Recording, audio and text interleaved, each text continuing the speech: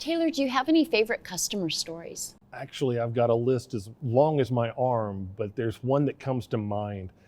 I was working late on a Saturday, and that's how you had to do it if you're going to be an entrepreneur and build your own company from the ground up. But the phone rang, and normally I would have let it go to voicemail, but I said, something said, pick up the phone. So I answered the phone. It was an elderly lady who was surprised that someone would actually answer the phone, let alone a person.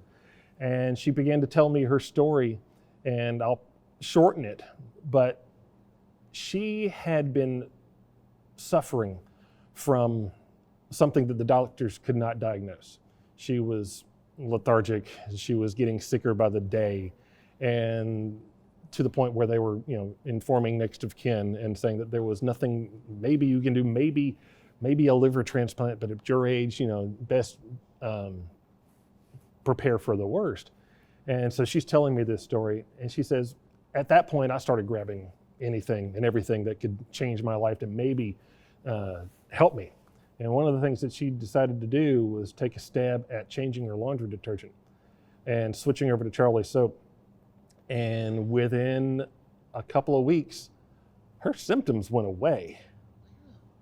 And it had the doctors baffled. And I'm not saying I've cured anything, and she said, no, you didn't cure anything. But what they found out was she was highly allergic to laundry detergent. And it had passed every scan. And she was on death's door until she discovered Charlie soap. And I'm, tearing up at this point, telling her this story. This has been 15 years ago. And I told her I would share that story over and over and over again. She says, do, because it changed my life. And at that point, I realized this is not just a soap company. This is something that can change people's lives for the better. And again, I didn't cure her, but we took something away from her that was literally killing her, bothering the heck out of her, most people, and took it away. And her body was able to do, and the doctors were able to bring her back to health.